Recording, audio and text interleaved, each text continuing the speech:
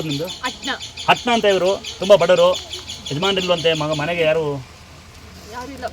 ಇಲ್ವಂತೆ, ಬಾಡಿಗೆ ಮನೆ ಇದಾವಂತೆ, ಇಲ್ಲ ಸರ್ ಯಾರು ಸಹಾಯ ಮಾಡಲ್ವಂತೆ, ಹಟ್ನಾಗಿದ್ದಾರೆ. ಕೈಲಾದ ಸಹಾಯ ಮಾಡೋದು ಹಟ್ಟನ ಮಾಡ್ಬೋದು. ಅಲ್ಲಿ ಅಕ್ಕಪಕ್ಕ ಯಾರು ಬಗ್ಗೆ ಕೆಟ್ಟ ಆಡ್ಕೊಳ್ಳೋದು, ಕೆಟ್ಟ ಮಾತಾಡೋದು ಮಾತ್ರ ಮಾಡಬೇಡಿ. ಯಾಕೆಂದರೆ ಸಂಸಾರ ಅನ್ನೋದು ಯಾರು ತುರ್ಸೋಕ್ಕಾಗಲ್ಲ. ಈ ತಂಗಿ ನೀವು ಸಹಾಯ ಮಾಡೋದು ಪರವಾಗಿಲ್ಲ, ಇವ್ರ ಬಗ್ಗೆ ಕೆಟ್ಟ ಮಾತಾಡಬೇಡಿ. ಯಾಕೆ ಹಂಗೆ ಹೇಳ್ತೀನಿ, ನಾನು ನೋಡಿದ್ದೀನಿ ಎಲ್ಲ ಕಡೆ ಬೇರೆ ಬಗ್ಗೆ ಕೆಟ್ಟ ಮಾತಾಡೋದು ಜಾಸ್ತಿ ಹೊರತು ಅವ್ರು ಸಹಾಯ ಮಾಡೋಂತಾರಲ್ಲ ಕಮ್ಮಿ.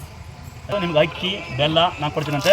ಈ ಸದ್ಯಕ್ಕೆ ಇದು ನಿಮ್ಮ ಮಗಳಿಗೆ ಬಟ್ಟೆ ಹೊಲಿಸು, ಯಾಕಂದ್ರೆ ಇದು ನೀನು ಉಟ್ಕೊಸಿರಿ. ಇದನ್ನು ಈ ಹಣನ ಮಾತ್ರ ಯಾವುದೇ ಕಾರಣಕ್ಕೂ ವೇಸ್ಟ್ ಮಾಡಬಾರ್ದು. ಅನ್ನ ಬಿಕ್ಲಾ ನೀನು ಹಿಡ್ಕೊಂಬಿಡು.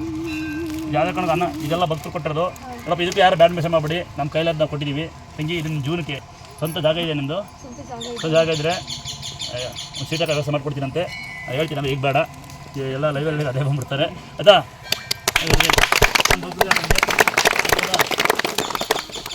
ಮತ್ತೆ ಖುಷಿನಾ?